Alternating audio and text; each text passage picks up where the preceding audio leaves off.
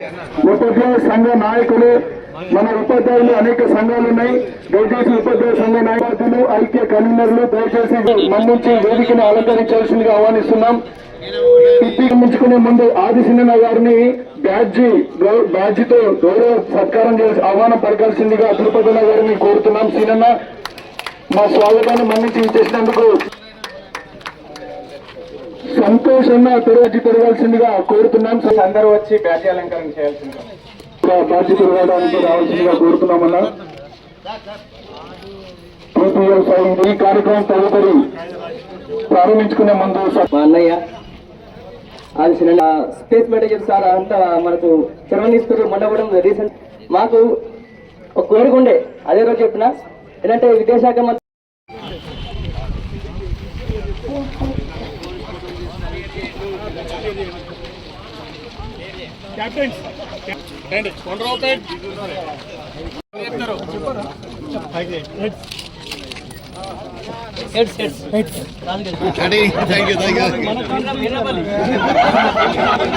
తమ్ముడు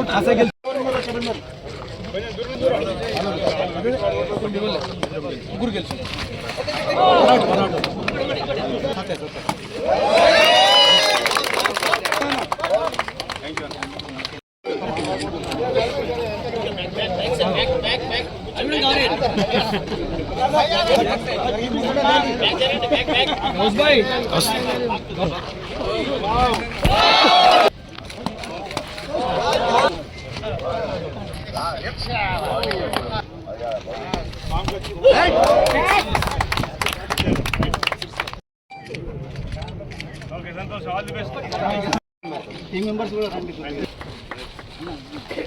అన్న. ఇక్కడ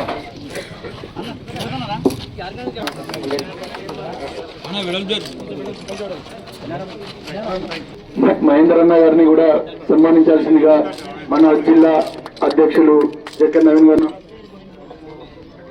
రేపటి భోజన వసతులు కల్పిస్తున్నాం. వారు భౌతికంగా మన మధ్య లేనప్పటికీ కూడా వారి భావజాలాన్ని మీ మధ్యలో పొందుపరిచి గ్రామాల్లో ఉన్న ప్రతి కడు పేద విద్యార్థి కూడా విద్యను అందించే దిశగా మనం అందరం కూడా కృషి చేయాలి. అది కూడా నిస్వార్థ సేవతో ఇవాళ ఒక నాణ్యమైన విద్యను అందించే దిశగా మనం అందరం కూడా పాటుపడాలని చెప్పి వారు ఏదైతే చదువుతుంటారో దాన్ని ముందుకు తీసుకెళ్తున్నందుకు మీ అందరికి కూడా పేరు పేరున శిరస్సు వంటి నమస్కారాలు తెలియజేస్తూ, ఏదైతే టీచర్స్ ప్రీమియర్ లీగ్ మీ అందరికి కూడా తెలుసు, మనమందరం కూడా విద్యార్థి దశ నుండే వచ్చినాం. చాలామంది ఇందులో గ్రామీణ ప్రాంతాల్లో సర్కారు బడుల్లోనే చదువుకున్నాం. ఎండ కొడితే సెలవు, వాన కొడితే సెలవు, మనకు చెట్టు కింద బల్లే మనందరికీ కూడా. కానీ ఎంత సెలవు ఉన్నా ఏమున్నా ఆడుకోవడానికి మాత్రం స్థలం బాగుండేది. అప్పుడు బడికి పోయి షెట్రిక్ ఆడేది, ఇలా బంతాట ఆడేది, ఇవన్నీ ఆడేది. కానీ ఇప్పుడున్న మారుతున్న వ్యవస్థలో మనం అవన్నీ కూడా మర్చిపోయినాయి. వాస్తవం చెప్పాలంటే మనం కూడా మర్చిపోయినాం. ఏంటంటే ఈ విద్యను కార్పొరేటీకరణ చేసిన సందర్భంలో మన పిల్లలను కూడా కార్పొరేషన్ పంపిస్తున్నాం ఇలా మనం. అప్పుడు టీచర్లు ఒక ఊరికి ట్రాన్స్ఫర్ అయిందంటే భార్య పిల్లలతో ఆ ఊళ్ళోనే ఉండేవాళ్ళు.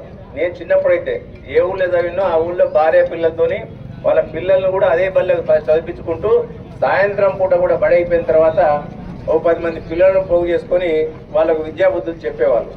కానీ మారుతున్న క్రమంలో, ఈ సమాజంతో పోటీ పడే క్రమంలో, ప్రపంచంతో పోటీ పడే క్రమంలో మనం అందరం కూడా ఏదో ఒక అర్బన్ సెంటర్ నుంచి మనం పోస్టింగ్ సెంటర్లో పోస్తున్నాం.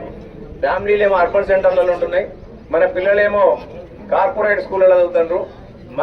మంది పిల్లలు ఏమంటే ఊళ్ళో ఉన్న పిల్లలు మాత్రము చాలా మందికి, ఎంతమంది ఏ ఊళ్ళో చూసినా ఏ బల్లె చూసినా వాళ్ళు కూడా తల్లిదండ్రులు కూడా ఇంగ్లీష్ విద్య నేర్పించాలని చెప్పి ప్రైవేట్ స్కూళ్ళకి పంపిస్తారు. ప్రతి ఊర్లో కూడా ఈ మధ్యలో పొద్దున 8 గంటలకు బస్సులు వస్తాయి. మండల హెడ్ క్వార్టర్ నుంచో జిల్లా హెడ్ క్వార్టర్ నుంచో బస్సులు వస్తున్నాయి. కానీ మీరు చేసిన కృషి వల్ల ఈ మధ్యలో ఏదైతే ఇంగ్లీష్ మాధ్యమాల్లో విద్యను బోధించాలని ఏదైతే మీరు కృషి చేసి సమ్మర్లో చాలా మటుకు మన బళ్ళను మనమే రక్షించుకుందాం, మన పిల్లలను మనమే మంచిగా విద్యాబుద్ధులు నేర్పించుతామని చెప్పి ప్రతి సంవత్సరం మీరందరూ కూడా ఒక అసంస్థిత దీక్షతోని మీ యొక్క ఎంఈఓల కృషి కానివ్వండి, మీ ప్రధానోపాధ్యాయుల కృషి కానివ్వండి, మీ కృషి కానివ్వండి, మళ్ళీ ఈ ప్రభుత్వం వచ్చిన తర్వాత మీరు బల్లల్లో స్ట్రెంత్ పెంచారు. ఎందుకంటే మన ట్రాన్స్ఫర్ చేసినప్పుడు ప్రతి ఒక్కరు కూడా కొట్లాడిన మా బల్లెకి ఇంత స్ట్రెంత్ పెరిగింది, మాకు ఈ టీచర్ను ట్రాన్స్ఫర్ చేసిన అవసరం లేదు. ఇంచుమించు ప్రతి గ్రామం నుంచి కూడా ఈ యొక్క విజ్ఞప్తులు వచ్చినాయి ఇవాళ. దాన్ని అదే మాదిరిగా మీరందరూ కూడా కార్పొరేటీకరణ ఇవాళ చాలా మంది టీచర్స్ కూడా ప్రభుత్వ పాఠశాలలో పిల్లలు నేర్పిస్తున్న వైనాన్ని మనం అందరం కూడా చాలా పేపర్ల ద్వారా టీవీల ద్వారా వింటున్నాం. ఎందుకంటే ముందుగా మనం మన పిల్లలు నేర్పిస్తే వేరే పిల్లలు మన దానిలోకి వస్తారనే ఒక ఉద్దేశం కొద్ది, ఏ సదుద్దేశం కొద్ది అయితే మీరైతే చేస్తుండ్రో దాన్ని మునుముందు కూడా కొనసాగించాలని చెప్పి. ఎందుకంటే విద్య లేని వాడు వింత పశువు అని చెప్పి మనకు చిన్నప్పుడు పెద్దలందరూ కూడా చెప్పినారు. వాళ్ళ ఈ కార్పొరేటీకరణ విద్యలో పోటీ ప్రపంచంలో కేవలం బిల్డింగ్లలో, క్లాస్ రూములలో, 4 గోడలలో 24 గంటలు చదివిస్తున్నారు తప్ప ఇలా మానసికంగా విద్యార్థుల యొక్క ఎదుగుదల మాత్రం ఎక్కడ ఉండట్లేదు. ఇలా ఎంతసేపు నీట్ కావన్నా, జేఈ కావన్నా, ఇంకోటి ఎంసెట్ కొట్టన్నా, ఏది కొట్టాలన్న ఆలోచనలకు వద్దే మనం పంపిస్తున్నాం.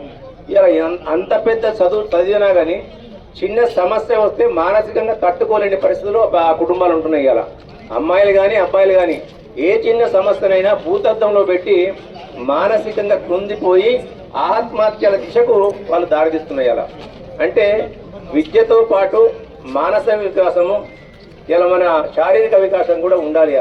ఇలా ఆట పోటీలలో ఉన్నప్పుడు తన్నుకుంటాం, గుద్దుకుంటాం, మానసికంగా బలపడతాం. మనం విద్యా పోటీలలో ఏముంటుంది, 4 గోడల మధ్య చదువుతాం అంతే. మనం ర్యాంకు రాలేదని ఒక భావాన్నే ఉంటుంది తప్ప ర్యాంకు రానప్పుడు మళ్ళీ మానసికంగా మనం కృంగిపోతాం, ఆత్మహత్యలకు దారితీస్తాయి. కాబట్టి మీ విద్యార్థులతో పాటు మీరు కూడా మీ యొక్క పాత జ్ఞాపకాలు ఇవన్నీ కూడా మీరు అందరూ కూడా ఇంచుమించు పాత జ్ఞాపకాలు మీరు అందరూ కూడా చెట్రికలు ఆడిన వాళ్ళే, ఇలా చిర్రగొనలు ఆడిన వాళ్ళమే, పెంకాసులు పెట్టి బాల్తం కొట్టిన వాళ్ళే మనం అందరం. కాబట్టి మళ్ళీ ఆటలన్నింటినీ గుర్తు చేసే విధంగా మీరందరూ కూడా ఈ చిర్రగొననే రూపాంతరం చెందిన క్రికెట్ ఇవ్వాల, అంతకంటే పెద్దగా కాదు ఇక.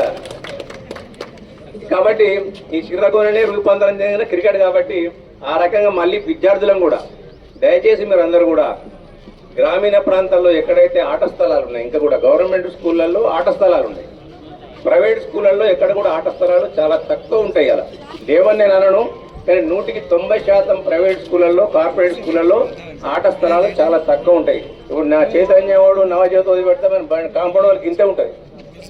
మన బల్లే మన 2 రూమ్ల మధ్య ఉన్న స్థలమే ఉంటుంది వాళ్ళకి. కాబట్టి ఇలా మీరు కూడా ఆటల పోటీలలో పాల్గొంటున్నారంటే మీ పిల్లలను కూడా తప్పకుండా ప్రోత్సహిస్తారని భావిస్తూ మానసిక వికాసం, శారీరక వికాసంగా పనిచేసినప్పుడే ఒక సమగ్ర అభివృద్ధి, ఒక విద్యార్థిలో పరిపూర్ణత చెందుతుంది ఇవాళ. కాబట్టి ఆ పరిపూర్ణత ఇచ్చే దిశగా మీరు అందరూ కూడా ప్రయత్నం చేస్తుంది ఇవాళ. ఆ ప్రయత్నాన్ని మరొకసారి ఎటువంటి వాటికి లోను కాకుండా ముందుకు తీసుకెళ్తారని ఆశిస్తూ కూడా మరొకసారి శుభావందన తెలియజేసుకుంటూ, ముఖ్యంగా ఈ కార్యక్రమానికి ప్రభుత్వం పక్షాన అన్నగారిని పిలిచి పెట్టినటువంటి విషయం మీరందరూ కూడా ఇది ఒక డిమాండ్ అనుకోరు, లేకుంటే నిరసన అనుకుంటూ మీ మనసులో ఉన్నటువంటి మాటలని కూడా తెలపడం జరిగింది. అంతకుముందే ప్రభుత్వం కూడా సానుకూలంగా ఉన్నది మీకు అందరు కూడా తెలుసు. రాష్ట్ర వ్యాప్తంగా అంతకుముందు 2 సంవత్సరాల క్రితం ఉపాధ్యాయులందరూ కూడా రాష్ట్ర వ్యాప్తంగా చేసినటువంటి ధర్నాలు కానీ మీ యొక్క కావాల్సినటువంటి మీకు సమకూర్చేటువంటి హక్కుల గురించి మీరు ఏదైతే చేసారో దానికి అప్పుడున్నటువంటి పిసిసి అధ్యక్షులు, ఇప్పుడు రాష్ట్ర ముఖ్యమంత్రి గారు మీ అందరూ కూడా తక్షణమే అంటే ప్రభుత్వం వచ్చిన తర్వాత మీ సమస్యలన్నీ కూడా తీర్స్తామనేటువంటి హామీ కూడా ఇవ్వడం జరిగింది. మీ అందరూ ఏమాత్రం కూడా దాని గురించి నర్వస్ కావాల్సిన అవసరం లేదు. తక్షణం ఈ యొక్క హక్కులకు మీరు ఏవైతే అడుగుతున్నారో అవన్నిటికీ ప్రభుత్వం సానుకూలంగా ఉంటుంది. ముఖ్యంగా మీ యొక్క కార్యక్రమాలను, నిరసన కార్యక్రమాలను కూడా చూసి వచ్చినటువంటి వ్యక్తి ముఖ్యమంత్రి రేవంత్ రెడ్డి గారు. కాబట్టి దాని గురించి మీకు అందరికీ కూడా ఎలాంటి అనుమానం లేకుండా ప్రభుత్వం మీకు అన్ని కూడా అనుకూలంగా వస్తుందని తెలియజేసుకుంటూ ఈ కార్యక్రమం నిర్వహిస్తున్నటువంటి అధ్యాపక బృందానికి, మిగతా మిత్రులందరూ కూడా నేను శుభావందనలు తెలియజేస్తున్నాను. Thank you. సంబంధించిన కార్యక్రమాలు ముమ్మరం కావడం, సెలవు దినాలు వచ్చినట్టు కూడా, పండుగలు వచ్చినట్టు కూడా ఆటల పోటీలను మన ప్రాంతంలో ఎక్కువగా నిర్వహించుకోవడం, ఇక్కడ క్రీడా ప్రేమికులు, క్రీడా అభిమానులు మన ప్రాంతంలో ఎక్కువ ఉన్న సందర్భం. గ్రామీణ ప్రాంతాల్లో ఉన్నటువంటి కబడ్డీ, వాలీబాల్ సంబంధించినటువంటి రాష్ట్ర స్థాయి, జాతీయ స్థాయికి సంబంధించిన పోటీలు కూడా మనం దగ్గర నిర్వహించుకున్నటువంటి సందర్భం.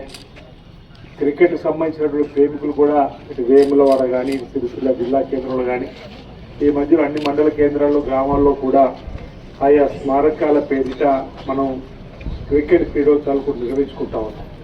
ఈ క్రీడలు మన జీవితంలో ఒక అంతర్భాగం అయినటువంటి సందర్భంలో టీచర్స్గా ఉన్నటువంటి మీరే ఎక్కువగా పిల్లలకు స్కూల్లో మీరు చదువుకునేటప్పుడైతే సాయంత్రం 4 గంటల తర్వాత తప్పనిసరిగా 35-40 మినిట్స్ క్రీడలకు సంబంధించి ఒక అవర్ ఉంటుంది. మొత్తం స్కూల్లో పిల్లలందరూ గ్రౌండ్లోకి వచ్చేవాళ్ళం.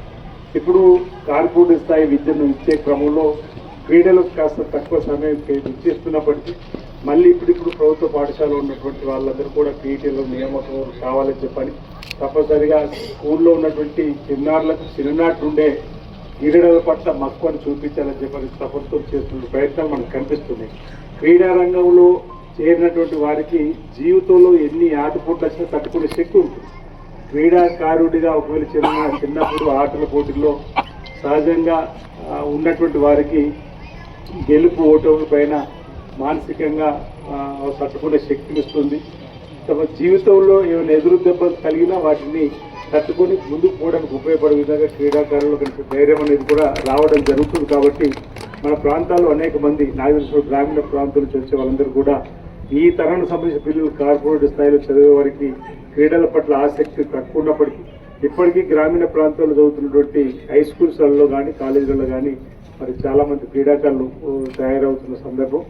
అలాంటిది టీచర్స్కు ఉన్నటువంటి మీరు విద్యాబుద్ధులు చెప్పేటువంటి మీరు కూడా ఈ క్రీడకు ప్రాధాన్యత ఇవ్వడంతో పాటు 2 పర్పస్లు ఒక రకంగా ఈ సెలవులలో అందరూ కూడా ఒకసారి కలుసుకొని స్నేహభావాన్ని పెంపొందించుకునే విధంగా ఒకరికి సుఖాలు ఒకరికి పాలు పంచుకునే విధంగా ఉండే విధంతో పాటు మరి విద్యలో సేవలు అందించినటువంటి రాజయ్య గారిని గుర్తు చేసుకునేటువంటి సందర్భం ఆయన చేసే సేవలను కూడా మరణి చేసుకునేటువంటి కార్యక్రమంతో పాటు మనకు ఉన్నటువంటి సమస్య పరిష్కారం వేదిగా కూడా ఇలాంటి కార్యక్రమం నిర్వహించడం ఆనందదాయకం శుభదాయకం. సందర్భంగా మరి టీచర్స్ సంబంధించినటువంటి ఏదైతే పిఆర్ టీచర్స్ ప్రీమియర్ లీగ్ సంబంధించిన వాళ్ళందరికీ కూడా ఇందులో పాల్పంచుకున్న వాళ్ళందరికీ కూడా ప్రత్యేకంగా నేను అభినందనలు అందజేస్తూ ఈ ప్రభుత్వం వచ్చిన తర్వాత ఫ్రెండ్లీ గవర్నమెంట్ ప్రధానంగా గవర్నమెంట్ కూడా ఫ్రెండ్లీ మీకు ప్రభుత్వ ఉద్యోగులకు సంబంధించి ప్రధానంగా టీచర్స్ సంబంధించి మరింత ఫ్రెండ్లీగా ఈ ప్రభుత్వం ఉందనడానికి నిదర్శనం సుదీర్ఘకాలంగా మీరు ఎదురు చూస్తున్నటువంటి ప్రమోషన్లు కానీ సుదీర్ఘకాలంగా మీరు ఎదురు చూస్తున్నటువంటి బదిలీలు కానీ వచ్చినటువంటి సందర్భం మీరందరూ కూడా గమనించారు. ఇది హిస్టారికల్ మూమెంట్. అదేవిధంగా డిఎస్సిని కూడా తీసుకొని వచ్చి 11,000 పైచే టీచర్ నియామకం చేయడం కానీ సెకండ్ డిఎస్సి కూడా సిద్ధమవుతున్న సందర్భంలో ఖాళీలను గుర్తించే క్రమంలో అంటే గ్రామీణ ప్రాంతాల్లో పేదలకు ఉపయోగపడే స్కూళ్లు బలపడాలని చెప్పి తీసుకున్నటువంటి నిర్ణయంలో భాగంగా ఈరోజు తీసుకోవడం దాంతోపాటు విద్యకు ప్రాముఖ్యతను పెంచే విధంగా వైద్యానికి ప్రాముఖ్యత పెంచే విధంగా చేస్తున్నటువంటి ప్రభుత్వం ఒక లక్ష్యం మీరు గమనించారు. విద్యాశాఖను ముఖ్యమంత్రి గారు తన దగ్గర పెట్టుకొని విద్యా విధానంలో నూతన మార్పులు తీసుకుని వస్తున్న సందర్భాన్ని మీరు గమనించారు. ఎస్సీ ఎస్టీ బీసీ మైనార్టీలకు సంబంధించినటువంటి ఉన్నతమైన ప్రామాణికాలతో విద్యను అందివ్వాలని చెప్పి యంగ్ ఇండియా ఇంటిగ్రేటెడ్ స్కూల్స్ 200 కోట్లు 25 ఎకరాలలో నిర్మాణం చేయడానికి ఇప్పటికీ అనేక నియోజకవర్గాలు ఇచ్చారు. మన దగ్గర కూడా వేమరాలో కూడా 200 కోట్లు మంజూరు కాబట్టి స్థల సేకరణ చేస్తుంది.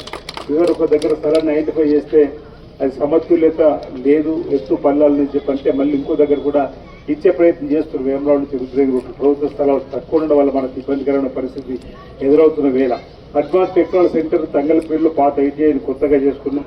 రుద్రేగులు కూడా అడ్వాన్స్ టెక్నాలజీ సెంటర్ కూడా రావడం జరిగింది. అంటే విద్యకు సంబంధించినటువంటి అనేక మార్పులు చేసే క్రమంలో మీరు చెప్పేటువంటి కార్యక్రమాలకు సంబంధించి ఇంకా రాబో రోజుల్లో మరింత మేలైనటువంటి విద్యను అందడానికి అవకాశం ఉంటుందని నేను భావిస్తా ఉన్నా.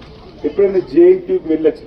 జేఎన్టీయూలో ఇంతకుముందు మన కాలేజ్ వచ్చింది కానీ వాళ్ళకి ఉన్నటువంటి సమస్యలు కూడా అక్కడ డిగ్రీ కాలేజ్ దగ్గరికి గత 6 మాసాల క్రితం వెళ్ళినప్పుడు బాలికలు మాకు హాస్టల్ కావాలంటే 10 కోట్ల రూపాయలు రేవంత్ రెడ్డి గారు మంజూరు ఇవ్వడం జరిగింది. అంటే విద్యకు ఉన్నటువంటి ఇంపార్టెన్స్ను నేను చెప్పే ప్రయత్నం చేస్తున్నా. మీ ద్వారా విద్యను మరింత ముందుకు తీసుకొని పోయే విధంగా చేసేటువంటి ప్రయత్నంలో మీ సూచన సలహాలు తప్పనిసరిగా ప్రభుత్వం తీసుకుంటుందని మాట సందర్భం చెబుతూ అంటే మీరు ఈ ప్రభుత్వం వచ్చిన తర్వాత కూడా గౌరవ వేతనాలకు సంబంధించి మీ జీవిత భత్యాలకు సంబంధించి కూడా 1వ తారీఖు వచ్చిందంటే మనం మీ ఫోన్ రింగ్ మోగుతుంది అనుకుంటున్నాం. మోగుతలేదా? 20 తారీఖు వరకు ఎప్పుడో వచ్చేది. సరే మీరు అన్నటువంటి డిఎల్ అది కూడా మోగుతుంది. డిఎల్కి సంబంధించి కూడా మళ్ళీ జనవరి 6వ వస్తుంది ఇది అన్నారు మీరు, అది కూడా మాట్లాడాం. రాష్ట్ర ఆర్థిక పరిస్థితి మహేంద్ర చెప్పిండు స్పీచ్లో, రాష్ట్ర ఆర్థిక పరిస్థితులు గమనించమని. మీకు చెప్పండి కాదు, 2014లో తెలంగాణ కోసం సంపన్న వర్గాలు పోరాటం చేశారు, మీరు చేశారు. ఆ రోజు సోనియా గాంధీ తెలంగాణ ఇచ్చారు, మన అప్పు 75,000 కోట్లు, సంవత్సరానికి 6,000 కోట్ల మిత్తి కట్టాలి. కానీ ఇప్పుడు 8 లక్షల కోట్ల అప్పు, ఆనాడు సంవత్సరం కట్టి 6,000 వడ్డీ ఇప్పుడు నెల కడుతున్నాం. దానివల్ల ఇబ్బందికరమైన వాతావరణం ఏర్పడ్డప్పటికీ ఈరోజు ఉద్యోగులకు సంబంధించిన సేవలను గుర్తించే కదా 1వ తారీఖు ఎన్ని కష్టాలున్నా మీ పత్రం 1వ తారీఖు నాడు ఇచ్చేయడం ఏర్పాటు. మిగతా సంబంధించి కూడా మీకు మాట ఇచ్చిన ప్రకారం మీ ఉద్యోగ సంఘాలు రాష్ట్ర స్థాయి ఉద్యోగులకు సంబంధించి మాట్లాడిన ప్రకారం వాటిని కూడా త్వరలోనే మీ డిఏని కూడా విడుదల చేస్తారేమో. మంచి రోజు నాడు మీకు సమాచారం ఉంటుందని నేను భావిస్తా ఉన్నా. దాంతోపాటు టెట్కు సంబంధించిన ఇబ్బంది కూడా మీరు నాకు స్వయంగా చెప్పడం జరిగింది. అది కూడా సందర్భం వచ్చినప్పుడు తప్పనిసరిగా మాట్లాడి మీకు అనుకూలంగా నిర్ణయాలను తీసుకునే విధంగా. ఎందుకంటే రేవంత్ రెడ్డి గారికి మనలాగే కింది నుంచి వచ్చిన వారు కూడా జిల్లా పరిషత్ సభ్యుడిగా కింది స్థాయి నుంచి వచ్చిన ఎమ్మెల్సీగా, ఎంపీగా, ఎమ్మెల్యేగా ఎంపికైనటువంటి వారు కాబట్టి వారికి కూడా ఇవన్నీ అంశాలు తెలుసు. తప్పనిసరిగా విద్యాశాఖను కూడా తరగలుగుతుంది కాబట్టి మీకు అనుకూలమైన వాతావరణం తీసుకోవడం కోసం ప్రయత్నం చేస్తారు. ఈరోజు సీఎం కప్ పేరిట కూడా ఈరోజు ఒక ప్రణాళికను సిద్ధం చేయడం జరిగింది. అంటే మెరికల్ లాంటి క్రీడాకారులను కూడా ఈ రాష్ట్రం నుంచి తయారు చేయాలంటే ఒలింపిక్స్లో ఒక పథకం వస్తే పెద్ద దేశం ఎంతో సంబరపడిపోతున్నాం. అలాంటి ఒలింపిక్స్లో మన ప్రాంతం నుంచే మెరికల్ లాంటి యువ క్రీడాకారులు తయారయ్యాలని చెప్పండి. స్పోర్ట్స్ యూనివర్సిటీ కూడా మనం ఈరోజు హైదరాబాద్ ఏర్పాటు చేసుకున్నాం. స్కిల్ యూనివర్సిటీ కూడా ఏర్పాటు చేసుకున్నాం. ఈ విధంగా స్పోర్ట్స్కు ఇంపార్టెన్స్ ఈ ప్రభుత్వం గుర్తిస్తూ ఉంది. రాబో రోజుల్లో కూడా మేలైనటువంటి కార్యక్రమం అమలు చేస్తుంది. నవీన్ ఒక మాట మాట్లాడుతూ ఇక్కడ మాకు స్టేడియం సంబంధించినటువంటి ఇబ్బంది ఉందని చెప్పని గతంలో మీరు చెప్పిండ్రు. ఇక్కడికి సిరిసిల్ల పట్టణం క్రీడాకారులు చెప్పారు. మహేందర్ రెడ్డి గారు అప్పుడు ఇప్పుడు సమావేశం ఉన్నప్పుడు చెప్తే 5 ఎకరాల స్థలం మీకు ఆల్రెడీ క్రికెట్ స్టేడియం కూడా ఏర్పాటు చేయడం జరిగింది. ఏడా బతుకమ్మ దగ్గర దానికి సంబంధించి క్రీడా శాఖ మంత్రి శ్రేయస్ గారితో మాట్లాడడం జరిగింది. ఒక హబ్గా అంటే నేను ఈ విషయాన్ని చెప్తే మళ్ళీ రాజకీయంగా అనుకుంటారేమో, కానీ 10 ఏళ్లలో సిరిసిల్లలో స్టేడియం స్థలం లేదు, వేములవాడలో స్టేడియం స్థలం లేదు, కోరుట్లలో స్టేడియం స్థలం లేదు. కోరుట్లకు మనకే సంబంధం అనుకోవచ్చు. కోట్లలో నేను చదివిన వాడిగా అక్కడ కాలేజీలో కాలేజీలో క్రికెట్ టోర్నమెంట్ పోయినప్పుడు అన్న మీరు ఇదే కాలేజీలో చదివి మాకు లేదంటే నరసింహరావుతో మాట్లాడి అన్న మరి మా దగ్గర కూడా లేదు, మీరు ప్రయత్నం చేసినట్టు అన్న మీ ఇక్కడ కూడా చేర్పడేవంటే జైత్యాల జిల్లాలో 3 మండలాలు నియోజకవర్గాలు ఉన్నాయి కాబట్టి అక్కడ ఉన్నటువంటి కలెక్టర్ ఉన్నటువంటి చదువుతోటి సార్ మా సిరిసిల్లలో ఈ 2 గ్రౌండ్లు అనుకుంటే మీరు కూడా కోట్లలో 3వ గ్రౌండ్ ఇస్తే 3 స్టేడియాలు కబ్లాగా చేసుకుంటూ ఉంటే అక్కడ కూడా 5 ఎకరాలు ఇచ్చారు. వేములవాడకు సంబంధించి మూడపేట దగ్గర ఇచ్చుకుని ఇక్కడ కూడా ఇచ్చుకున్నాం. ఇవి కూడా స్టేడియాలకు నిధులు త్వరలోనే మంజూరు కాబోతా ఉన్నాయి. ఇప్పుడే వస్తూ కూడా మాట్లాడినప్పుడు వీళ్ళు తొందరగా ఫైనాన్స్ క్లియరెన్స్ కానీ మీకు ఇస్తామని చెప్పడం జరిగింది. రాబో రోజుల్లో కూడా క్రీడా శాఖ మంత్రులు మన ప్రాంతానికి రావడానికి అవకాశం ఉంది. స్టేట్ లెవెల్ వాలీబాల్ పోటీలు ఈ ప్రాంతంలో ఏర్పాటు చేయాలన్నప్పుడు దానికి ముందుకు రావడం జరిగింది. రాబో రోజుల్లో క్రీడకు సంబంధించినటువంటి కానీ ప్రభుత్వ ఉద్యోగులకు సంబంధించి కానీ టీచర్ సమస్య పరిష్కారం చేసుకుంటూ ముందుకు పోదాం. ఏదైతే ఓల్డ్ ఏజ్ పెన్షన్ స్కీమ్ ఉందో మీరు కూర్చున్నప్పుడు ధర్నాలు మీ పక్కన మేము కూడా కూర్చున్నాం. మీ నినాదంతో మీకు నినాదం చేసినాం కాబట్టి అది ముఖ్యమంత్రి గారి దృష్టిలో కూడా ఉంది. తప్పనిసరిగా అలాంటి అవకాశం వచ్చినప్పుడు మీకు మేలైన విధంగా మద్దతుగా ఉండేటువంటి సందర్భాలు ఉంటామన్నమాట సందర్భంగా నేను తెలియజేస్తూ నాకు ఈ అవకాశం